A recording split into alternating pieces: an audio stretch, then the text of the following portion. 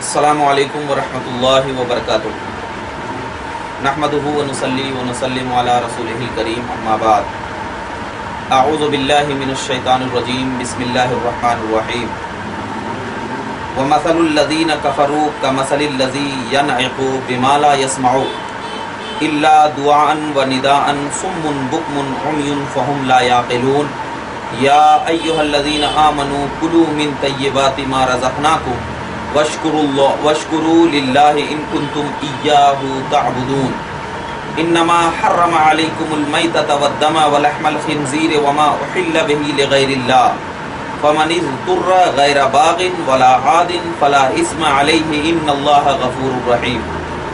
حضرات گرامی، اس سے پہلے سورہ بقرہ کا جو درس قرآن میں سورہ بقرہ چل رہا تھا اور سورہ بقرہ کی آیت نمبر 170 تک آپ لوگوں نے ترجمہ اور مختصر تفاسیر کا ملاحظہ فرمایا۔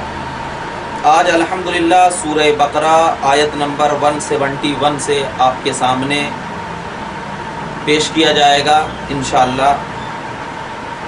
اللہ تبارک و تعالی فرماتا ہے آگے، وَمَثَلُ الَّذِينَ كَفَرُوا کمثل الذی ینعق بما لا یسمع، اور کافروں کی مثال اس شخص کی طرح ہے جو ایسے شخص کو پکارے جو بلانے اور آواز دینے کے سوا اور کچھ نہ سنتا ہو۔ صم بکم عمی فہم لا یعقلون، بہرے گونگے اندھے ہیں تو یہ کچھ نہیں سمجھتے۔ یا ایھا الذین آمنوا، اے ایمان والو، کلوا من طیبات ما رزقناکم، کھاؤ ان پاک چیزوں سے جو ہم نے تم کو دی ہے، واشکروا للہ، اور اللہ کا شکر ادا کرو، ان کنتم ایاہ تعبدون، اگر تم اسی کی عبادت کرتے ہو۔ اور اللہ آگے فرماتا ہے، انما حرم علیکم المیتۃ والدم ولحم الخنزیر، اور اللہ نے تم پر جس کا کھانا حرام کیا ہے وہ صرف مردار، خون، خنزیر کا گوشت، وما احل به لغیر اللہ، اور وہ جانور جس پر ذبح کے وقت غیر اللہ کا نام لیا گیا ہو۔ فمن اضطر غیر باغ، تو جو شخص مجبور ہو جائے جبکہ وہ نافرمانی کرنے والا، ولا عادن، اور حد سے بڑھنے والا نہ ہو، فلا اثم علیہ، تو ان پر کھانے یا استعمال میں کوئی گناہ نہیں۔ ان اللہ غفور رحیم، بے شک اللہ تبارک و تعالی بخشنے والا، رحم فرمانے والا۔ اس آیت کریمہ کا تو آپ لوگوں نے ترجمہ ملاحظہ فرمایا۔ اب آیت کریمہ میں سب سے پہلے جو اللہ فرماتا ہے، مثل الذی کفروا کمثل الذی ینعق، یعنی ان کافروں کی مثال اس شخص کی طرح ہے جو کہ ایسے شخص کو پکارے جو بلانے اور آواز دینے کے سوا اور کچھ نہ سنتا ہو۔ تو اب یہاں پر ینعق جو فرمایا گیا، ناک سے، ناک کا معنی ہوتا ہے چرواہا، جو اپنی بکریوں کو ڈانٹتا اور پکارتا ہے، اس کو ناک کہتے ہیں، یعنی اپنی بکریوں کو جو آواز لگاتا ہے، پکارتا ہے، اس کو ناک کہتے ہیں۔ تو اس آیت کریمہ میں جو مثال دیا ہے اللہ تبارک و تعالیٰ نے کافروں کی، تو اس مثال سے کیا مطلب ہے؟ تو مفسرین کرام نے اس کی کئی تفاسیر بیان فرمائی ہے۔ سب سے پہلی تفسیر آپ کے سامنے پیش کروں کہ حضرت ابن عباس رضی اللہ تعالی عنہما اور حضرت مجاہد، حضرت اکرمہ، حضرت سدی، حضرت زجاج وغیرہم رضوان اللہ علیہم اجمعین نے یہ تفسیر بیان کیا کہ نبی کریم صلی اللہ علیہ وسلم کفار کو دین اسلام کی دعوت دیتے ہیں اور وہ اس دعوت پر کان نہیں دھرتے، کچھ بھی نہیں دھرتے اور لبیک نہیں کہتے، تو اس کی مثال ایسے ہے جیسے کوئی مویشیوں کو چرانے والا اپنی بکریوں اور اونٹوں کو آواز دے کر بلا رہا ہو اور وہ جانور اس کی صرف آواز سن رہے ہوں اور ان کو پتہ نہ چل سکے کہ وہ کیا کہہ رہا ہے، تو اس کی مثال ایسی ہے۔ یعنی کافروں کو جب دعوت دیتے تھے نبی کریم صلی اللہ علیہ وسلم، تو وہ صرف بس آواز کو سنتے تھے، یہ نہیں سنتے کہ کیا کہہ رہے ہیں نبی کریم صلی اللہ علیہ وسلم۔ اسی وجہ سے ان کی دعوت پر کیا ہے، لبیک نہیں کہتے۔ تو اللہ تبارک و تعالیٰ نے اس کی مثال ایسی بنوائی، وہ لوگ تو گونگے ہیں، بہرے ہیں، وہ لوگوں کو تو عقل نہیں ہے، اگر عقل ہوتی تو آپ کی بولی کو لبیک کہا کرتے۔ تو لہٰذا کیا ہے، ان کافروں کی مثال اللہ تبارک و تعالیٰ نے بیان فرمائی۔ تو اب ان کے پیچھے نہ پڑو، کل قیامت کے دن ان کا حال کیا ہوگا، برا ہوگا۔ اس کے بعد اللہ تبارک و تعالیٰ نے ہمارے لیے ارشاد فرمایا، کیا؟ آیت نمبر 172 میں کہ ईमान वालो उन पाक चीज़ों में से खाओ जो हमने तुमको दी है और अल्लाह का शुक्र अदा करो। ये आयत करीमा अल्लाह तबारक व तआला ने पेश किया। अब इमाम मुस्लिम फरमाते हैं इस आयत के तहत हदीस पाक जिक्र करते हुए, सही मुस्लिम जिल्द 1 सफ़ा नंबर 326 यानी 326 में हज़रत अबू हुरैरा रज़ियल्लाहु ताला अन्हु से बयान फरमाते हैं कि रसूल करीम सल्लल्लाहु अलैहि वसल्लम ने इरशाद फरमाया कि अल्लाह तबारक व तआला पाक है और वो पाक चीज़ के सिवा और किसी चीज़ को कबूल नहीं करता, यानी सिर्फ पाक चीज़ों को कबूल करता है। और अल्लाह ताला ने मुसलमानों को वही हुक्म दिया है जो रसूलों को हुक्म दिया था। उसके बाद फरमाया ए रसूल पाक चीज़ें खाओ और ए रसूलो पाक चीज़ें खाओ और नेक काम करो, मैं तुम्हारे कामों से बाखबर हूँ। और फरमाया ए मुसलमानों हमारी दी हुई चीज़ों से पाक चीज़ें खाओ। फिर आपने ऐसे शख्स का जिक्र किया जो लंबा सफ़र करता है, उसके बाल गुबार आलूद हैं, वो आसमान की तरफ हाथ उठाकर कहता है या रब, उसका खाना पीना हराम हो, उसका लिबास हराम हो, उसकी ग़िज़ा हराम हो, तो उसकी दुआ कैसे कबूल हो। मतलब ये है कि ये तो पूरी हदीस आपके सामने जिक्र की गई। तो इस हदीस से क्या साबित हुआ? इस हदीस से यही साबित हुआ कि नबी करीम सल्लल्लाहु अलैहि वसल्लम ने भी हदीस पाक में इरशाद फरमाया कि अल्लाह तबारक व तआला ने पाक चीज़ों का हुक्म दिया है। क्योंकि जब कोई बंदा मोमिन नापाक चीज़ खाता है और नापाक लिबास पहनता है और नापाक चीज़ें करता है, हराम चीज़ें करता है, फिर अल्लाह की बारगाह में दुआ करता है, तो अल्लाह तबारक व तआला उनकी दुआओं को कबूल नहीं करता।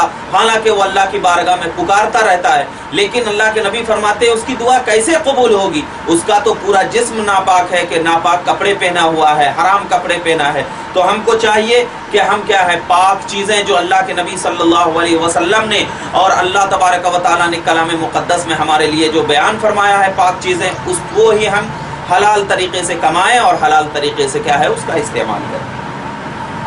अब यहाँ पर जो बताया गया कि पाक चीज़ें खाओ और जो अल्लाह तबारक व तआला ने तुम्हें जिक्र दिया है और पाक चीज़ें खा करके फिर अल्लाह तबारक व तआला का शुक्र अदा करो। मतलब ये है कि अल्लाह तबारक व तआला ने हमारे लिए दुनिया में जो जो नेमतें अता की है, जो जो चीज़ें हमें दी है, तो उन तमाम चीज़ों में अल्लाह तबारक व तआला का शुक्र अदा करो। क्योंकि शुक्र अदा करने से अल्लाह तबारक व तआला ने फरमाया फ़ज़कुरूनी अज़कुरुकुम वशकुरूनी वला तकफुरून, तुम मेरा जिक्र करोगे तो मैं तुम्हारा चर्चा करूँगा, वशकुरूनी वला तकफुरून, और तुम मेरा शुक्र अदा करो और तुम मेरे बातों से फिर ना जाओ। तो मतलब यह है कि हर बंदे मोमिन को चाहिए कि परवरदिगार आलम की बारगाह में क्या है, शुक्र अदा करे। और शुक्र अदा करने से इंसान की इज्जत बढ़ती है, कम नहीं होती। और अल्लाह तबारक व तआला ने वो इसलिए हम शुक्र अदा करें कि जो चीज़ें हम अल्लाह ने हमें लिए पाक फरमाई है, तो अब उन पाक चीज़ों को हम खा करके हम शुक्र अदा ना करेंगे, ये तो हमारी बड़ाई होगी कि हम अल्लाह की बारगाह में शुक्र अदा करें। उसके बाद अल्लाह तबारक व तआला ने इरशाद फरमाया आयत करीमा में क्या शुक्र, उसके बाद फरमाया इन्नमा हर्रमा अलैकुमुल मैता, कि अल्लाह ने तुम पर खाना हराम किया। क्या हराम किया? वो सिर्फ मुर्दार, खून, खिंजीर का गोश्त और वो जानवर जिस पर ज़बह के वक्त गैरुल्लाह का नाम लिया गया हो। यानी अल्लाह तबारक व तआला ने इस आयत में 4 चीज़ें हम पर हराम फरमाई, और वो 4 चीज़ों में सबसे पहली चीज़ जो अल्लाह तबारक व तआला ने जिक्र फरमाया वो मुर्दार है। मुर्दार किसको कहते हैं उसको ज़हन में रखिए। मुर्दार कहते हैं कि ज़बह किए जाने से पहले या जो जानवर मर जाए, यानी ज़बह के बगैर जो जानवर क्या हो जाए, अपनी तबई मौत मर जाए, उसको मुर्दार कहते हैं। अगर ज़बह कर दिया जाए तो अब वो मुर्दार नहीं रहे। तो अब ज़रा देखिए, तो जब ज़बह किए जाने से पहले वो जानवर अगर मर जाए तो वो क्या होता है, मुर्दार होता है, उसको मुर्दार कहते हैं। अब कुरान मजीद की इस आयत से हर मुर्दार का खाना क्या हो जाएगा, हराम है। यानी कुरान मजीद ने जो हमें ये बताया, तो इससे तो यही मुराद लेंगे कि हर मुर्दार का खाना हराम है। ताहम इसके उमूम से समंदर के मुर्दा जानवर को खास कर लिया गया। यानी अब जो ये इस आयत करीमा से तो यही बात साबित हो रही है कि जो भी जानवर हो, चाहे खुश्की का हो या तरी का हो, हर मुर्दार हराम है। लेकिन क्या है, ये आम हुक्म है। अब इस आम हुक्म से उलमाए किराम, फुक़हाए किराम ने खास कर लिया है कि जो समंदर के जो मुर्दे होते हैं, जैसे मछली अगर मर जाए समंदर में, फिर भी उसका खाना क्या हो जाता है, حلال ہوا کرتا ہے، حرام نہیں ہوا کرتا، تو سمندر کے مردے کو اس آیت کریمہ کے عام سے کیا کر لیا گیا ہے؟ خاص کر لیا گیا ہے۔ کیسے؟ جیسے دیکھیے سورہ مائدہ آیت نمبر 96 میں اللہ تبارک و تعالیٰ نے فرمایا احل لکم صید البحر وطعمہ متاعا لکم وللسیارۃ، یعنی تمہارے اور مسافروں کے فائدے کے لیے سمندر کا شکار اور اس کا کھانا حلال کر دیا گیا۔ اب اس آیت کریمہ سے امام احمد اور امام شافعی کے نزدیک مچھلی ہو یا کوئی اور سمندری جانور سب بغیر ذبح کے کیا ہے؟ حلال ہیں۔ یعنی امام احمد کے نزدیک احمد بن حنبل رضی اللہ تعالیٰ عنہ اور امام شافعی کے نزدیک، امام مالک کے نزدیک سمندری خنزیر کے علاوہ سب حلال ہیں، اور امام ابو حنیفہ رحمۃ اللہ تعالیٰ علیہ کے نزدیک صرف مچھلی حلال ہے، باقی سمندری جانور کیا ہے؟ حرام ہے۔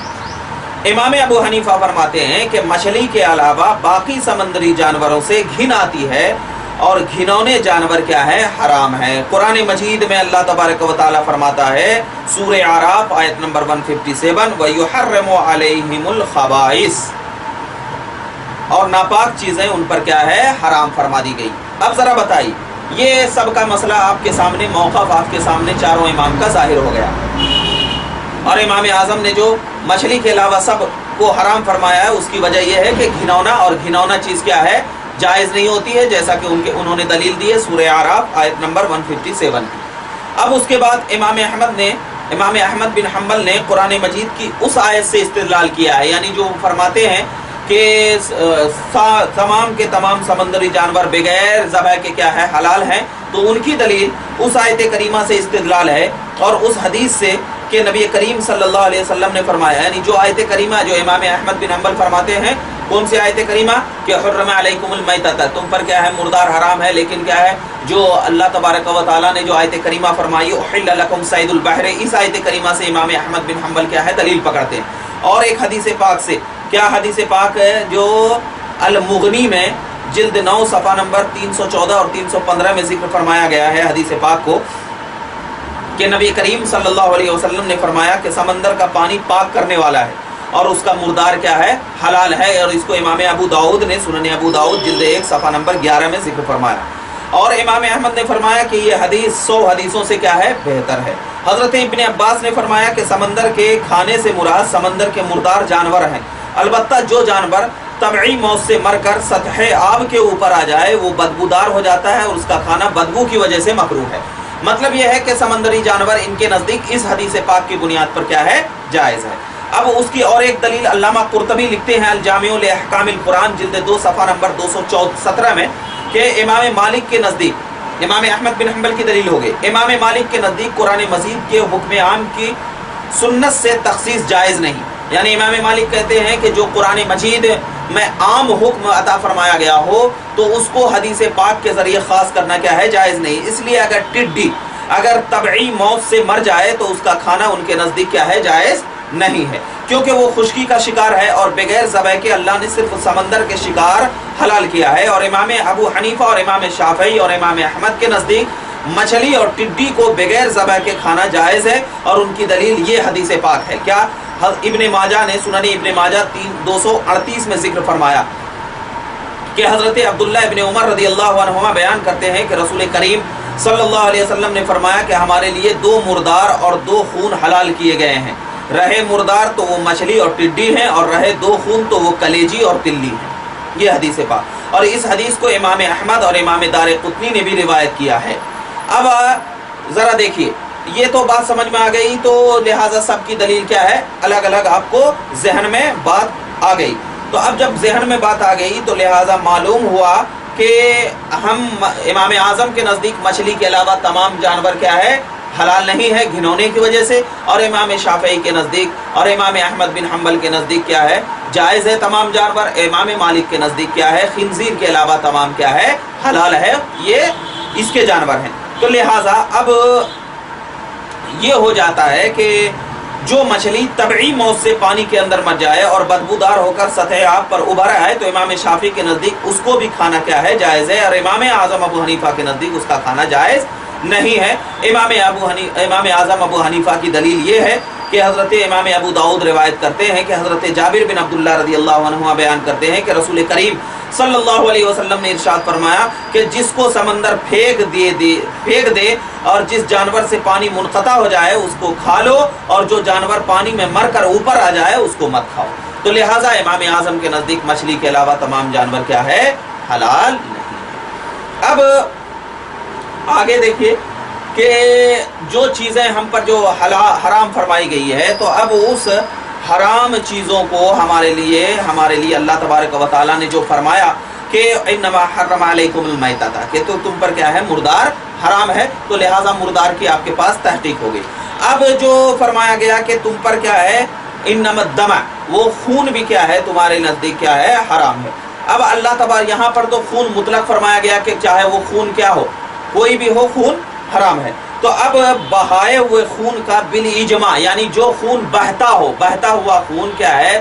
تمام علماء کا اس بات پر اتفاق ہے کہ بہتا ہوا خون کیا ہے؟ حرام ہے۔ کیوں حرام ہے؟ کہ اللہ تبارک و تعالیٰ نے آیت کریمہ میں ارشاد فرمایا سورہ انعام آیت نمبر 145 میں، کیا؟ قل لا اجد فیہما اوحی الی محرما علی طاعم یطعمہ الا ان یکون میتۃ او دما مسفوحا او لحم خنزیر فانہ رجس او فسقا لاحل لغیر اللہ بہ فمن اضطر غیر باغ ولا عاد فان ربک غفور رحیم۔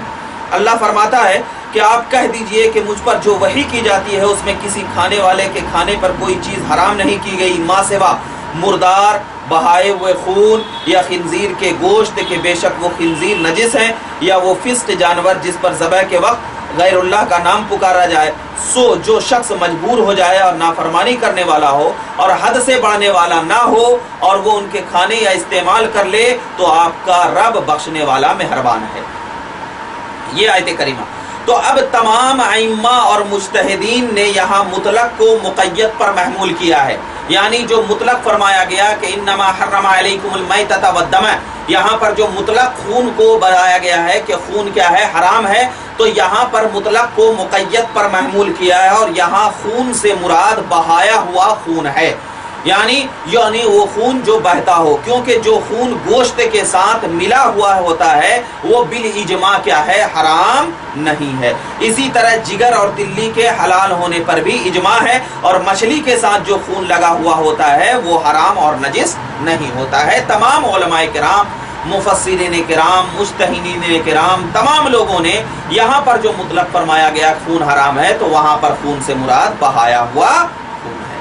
اب رہا یہاں پر ایک مسئلہ جو عام طور پر ہے، تو اگر دیکھیے کوئی شخص ہے، قرآن مجید کی ان آیتوں سے تو یہ بات ثابت ہو گئی ہے کہ ضرورت کے بغیر مردار اور خون وغیرہ کیا ہے؟ حرام کیا گیا ہے، لیکن اگر کوئی بوجہ مجبوری ہو، کسی کو ضرورت پڑ جائے تو وہ کیا ہے؟ خون کا استعمال کر سکتا ہے۔ جیسے کہ کسی کی موت آ جا رہی ہے، کسی کو بلڈ کینسر آ گیا ہے، یا کسی کو آپریشن کرنے کے وقت خون کی ضرورت پڑ رہی ہے، تو ضرورت کے وقت اللہ تبارک و تعالیٰ نے فرمایا نا کہ فمن اضطر غیر باغ ولا عاد، یعنی اگر جو کیا ہے ضرورت مند ہو تو اس ضرورت کے وقت کیا ہے؟ اس کو استعمال کر سکتے ہیں۔ اسی لیے علماء کرام نے فرمایا کہ اگر کسی کو خون کی ضرورت ہے تو اس ضرورت کے وقت کیا ہے؟ دوسرے کو خون دے سکتے ہیں، کیونکہ کیا ہے؟ اگر خون نہیں دیں گے تو ہو سکتا ہے کیا خون نہ دینے کی وجہ سے اس کی موت آ جائے، تو اب ضرورت کے وقت خون کو دے سکتے ہیں۔ اگر کسی کو کینسر آ گیا تو اس کو خون دے سکتے ہیں، یا کسی کو آپریشن کی ضرورت ہو گئی تو اس کو بھی کیا ہے؟ خون دے سکتے ہیں۔ اب اسی بنیاد پر کیا ہے؟ بلڈ کینسر وغیرہ کی بنیاد پر یہ استعمال کیا جا سکتا ہے۔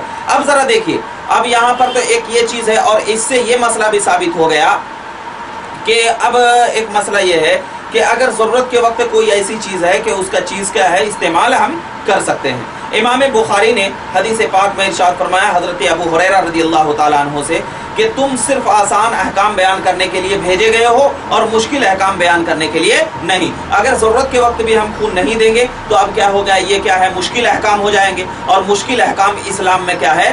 یہ اسلام میں مشکل احکام اللہ تبارک و تعالیٰ نے ہمارے لیے پیش نہیں فرمایا، وہی احکام فرمایا جو انسان کا دل و جان برداشت کر سکے۔ جیسے کہ اللہ فرماتا ہے سورہ بقرہ میں کہ لا یکلف اللہ نفسا الا وسعها، کہ اللہ تبارک و تعالیٰ کسی بھی جان کو صرف اتنی ہی تکلیف دیتا ہے جتنی وہ क्या है, उसकी वसात रख से बर्दाश्त करने की ताकत रखे। अब लिहाजा मालूम हुआ कि बीमारी के वक्त या परेशानी के वक्त कोई ऐसी चीज़ जो हराम चीज़ भी हो उसका इस्तेमाल क्या है हम कर सकते हैं। बाज़ उलमाए किराम फरमाते हैं कि हराम दवाओं से, हराम जो चीज़ है, हराम जो दवा है उससे इलाज करना क्या है, बिल्कुल हराम है, ख़्वाह वो मरीज़ मर जाए। बाज़ उलमाए किराम का ये नज़रिया है कि जो हराम दवाएं हैं उसका इस्तेमाल करना क्या है, हराम है, अगरचे मरीज़ क्या हो जाए, मर जाए। और उन उलमाए किराम की दलील क्या है, वो दलील पेश करते हैं सुनन अबू दाऊद की हदीस पाक जिल्द 2 सफ़ा नंबर 185 में कि हज़रत उम्मे दरदा रज़ी अल्लाह ताला अन्हा बयान करती हैं कि रसूल करीम सल्लल्लाहु अलैहि वसल्लम ने फरमाया कि अल्लाह ताला ने बीमारी और दवा दोनों नाजिल की है और हर बीमारी के लिए दवा है, सो तुम दवा करो और हराम दवा ना लो। ये हदीस पाक। दूसरी हदीस पाक इमाम अबू दाऊद ही जिक्र फरमाते हैं हज़रत अबू हुरैरा से कि रसूल सल्लल्लाहु अलैहि वसल्लम ने फरमाया कि खबीस दवाओं से मना फरमाया। तीसरी हदीस में हज़रत सुवैद बिन तारिक हैं बयान करते हैं कि उन्होंने नबी करीम सल्लल्लाहु अलैहि वसल्लम से शराब के मुतालिक पूछा, आपने उससे मना फरमाया। उन्होंने फिर सवाल किया, आपने फिर मना फरमाया। उन्होंने कहा या नबीउल्लाह ये दवा है, आपने फरमाया नहीं बल्कि ये बीमारी है, बल्कि ये क्या है, बीमारी है। इमाम बुखारी ने सही बुखारी जिल्द 2 सफ़ा नंबर 840 में जिक्र किया हज़रत अब्दुल्लाह इब्न मसऊद रज़ी अल्लाह ताला अन्हु से कि नशा आवर चीज़ों के मुतालिक फरमाया अल्लाह ने उन चीज़ों में तुम्हारी शिफा नहीं रखी जिनको तुम पर हराम किया है। तो लिहाजा इन अहादीसों के बुनियाद पर बाज़ उलमाए किराम फरमाते हैं कि हराम दवाओं से क्या है, हराम दवाओं से इलाज करना क्या है, बिल्कुल हराम है, क्योंकि जिसकी बुनियाद हराम हो उसको हराम चीज़ों से दवा नहीं की जा सकती। लिहाजा जब वो लोग देते हैं तो उनके जो ये दलील पेश कर रहे हैं तो उस दलील का जवाब क्या है, इमाम बहकी तहरीर फरमाते हैं कि देखिए सुनन कुबरा जिल्द 10 सफ़ा नंबर 5 में कि ये दोनों हदीस यानी जो हदीसें जिक्र की है कि अल्लाह ने हराम में शिफा नहीं रखी एक, और दूसरी ये कि और हराम दवा से इलाज ना करो, ये दोनों हदीस है ना, तो अगर सही हो तो उनका महमल ये है, उनका जगह ये है कि नशा आवर दवा से इलाज करना क्या है, मना है। नशा आवर दवा से इलाज करना मना है या बगैर ज़रूरत के हर हराम दवा से इलाज करना क्या है, मना है, ताकि इन हदीसों में और दूसरी हदीसों में क्या हो जाए, तत्बीक हो जाए और कुरान की आयत में क्या हो जाए, तत्बीक हो जाए। क्यों? क्योंकि अल्लामा नौवी शाफ़ई लिखते हैं शरहुल मुहज़्ज़ब जिल्द 9 सफ़ा नंबर 50 और 51 में कि हमारे असहाबे शाफ़इया कहते हैं कि नजिस चीज़ को उस वक्त बतौर दवा इस्तेमाल करना जायज़ है जबकि उसके कायम मुकाम पाक चीज़ें न मिल सके, पाक चीज़ें न मिल सके। अगर पाक चीज़ें मिल जाए तो फिर नजिस चीज़ बिल इत्तिफ़ाक़ हराम है।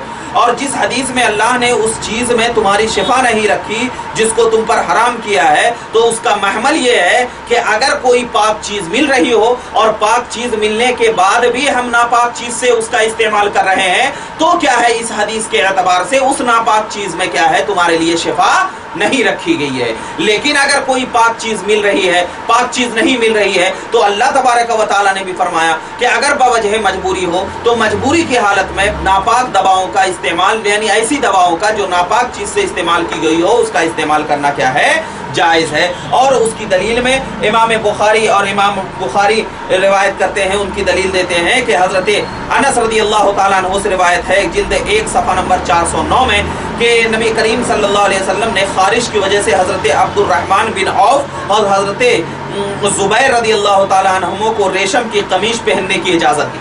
रेशम के, हालांकि बताइए कि रेशम का कपड़ा क्या है, पहनना हराम है, लेकिन क्या है उसके अलावा अगर कोई चीज़ ना मिल रही हो तो उसमें क्या है, हराम इजाज़त अता फरमाई है। और देखिए दूसरी हदीस पाक में कि फरमाया कि हज़रत अब्दुर्रहमान बिन तरफा बयान करते हैं, इमाम अबू दाऊद ने इसको जिक्र किया कि उनके दादा अरफा बिन असद की जंगे किलाब में नाक कट गई, उन्होंने चांदी की नाक लगा ली, उसमें बदबू पैदा हो गई, तो नबी करीम सल्लल्लाहु अलैहि वसल्लम ने उन्हें सोने की नाक बनाने का हुक्म दिया। हालांकि सोना पहनना क्या है, वो मजबूरी थी, बवजह मजबूरी थी। और देखिए हदीस पाक में अल्लाह के नबी सल्लल्लाहु अलैहि वसल्लम ने फरमाया कि इमाम बुखारी ने भी इसको रिवायत किया कि हज़रत अनस बयान करते हैं कि इक्ल या उरैना से कुछ लोग आए और उन्हें मदीना की आबो हवा मुआफिक नहीं आई। नबी करीम सल्लल्लाहु अलैहि वसल्लम ने हुक्म दिया कि वो ऊँटनियों का दूध और पेशाब पिए। जब वो तंदुरुस्त हो गए तो उन्होंने नबी करीम सल्लल्लाहु अलैहि वसल्लम के चरवाहों को कत्ल कर दिया। कत्ल कर दिया। तो यहाँ पर बताना ये मकसद है कि नबी करीम ने पेशाब पीने का भी हुक्म दिया, पेशाब पीने का भी हुक्म दिया। तो अब जरा बताइए कि इस हदीस की बुनियाद पर पेशाब पीना तो क्या है? हराम है। सोना पहनना तो क्या है? हराम है। लेकिन अल्लाह के नबी सल्लल्लाहु अलैहि वसल्लम ने क्या फरमा दिया कि जायज़ है। तो और सोने के दांत बांधने को जायज़ करार दिया। और मुल्ला अली कारी ने तो इस हदीस की बुनियाद पर फरमाया कि सोने के दांत क्या है, करना जायज़ है। तो अब हम बताएं कि हमने इस बहस में फ़ुक़हा नाफ़, फ़ुक़हा शाफ़िया, फ़ुक़हा मालिकिया की तसरीह पेश की। ज़रूरत के वक्त हराम दवाओं से इलाज करना जायज़ है। और क्या है, जो लोग ये मुराद कहते हैं, तो अब इससे ये जानना चाहिए कि जमहूर असहाब के नज़दीक इज़्तिरार के वक्त हराम चीज़ों का इस्तेमाल करना क्या है, बिल्कुल जायज़ और बिल्कुल दुरुस्त है। अब इसमें क्या है, कोई मुज़ायक़ा नहीं है। तो लिहाजा मुज़ायक़ा अब कोई नहीं है। तो इसी बुनियाद पर हम कहते हैं कि ज़रूरत के वक्त हम जो भी दवाएं हैं तो उन दवाओं का इस्तेमाल कर ले सकते हैं, उसमें कोई हर्ज की बात नहीं है। अब अल्लाह तबारक व तआला आगे फरमाता है क्या कि इन्नमा हर्रम अलैकुम मैतता वद्दम व लहमल खिंज़ीर, और खिंज़ीर के गोश्त को खाना भी हमारे लिए क्या है, हराम फरमाया गया। क्यों? इसलिए कि खिंजीर क्या है, मुतलकन नजस है, और नजस की बुनियाद पर हम उस तरीके को हम नहीं कर सकते, लिहाजा हम उनके गोश्त को खाना और उनके इसमें ये करना क्या है, बिल्कुल जायज़ नहीं है। उसके बाद अल्लाह तबारक व तआला फरमाता है वमा उहिल्ल बिही लिगैरिल्लाह, और जो ज़बह के वक्त क्या है गैरुल्लाह का जिस पर नाम लिया गया हो उसको भी खाना हमारे नज़दीक क्या है, हराम है।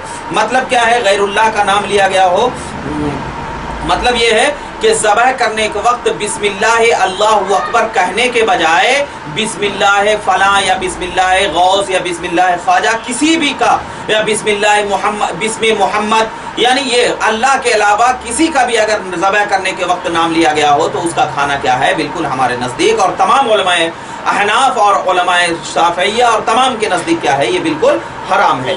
अब इस आयत की तफसीर में इमाम इब्ने जरीर तबरी अल जामिउल बयान में लिखते हैं, जिल्द 2 सफ़ा नंबर 51 में फरमाते हैं कि मुजाहिद ने कहा कि इससे मुराद वो जानवर है जिनको गैरुल्लाह के लिए ज़बह किया गया हो, और कतादा ने कहा उससे मुराद ये है कि जिस जानवर पर अल्लाह का नाम लिए बगैर गैरुल्लाह के नाम पर ज़बह किया गया हो।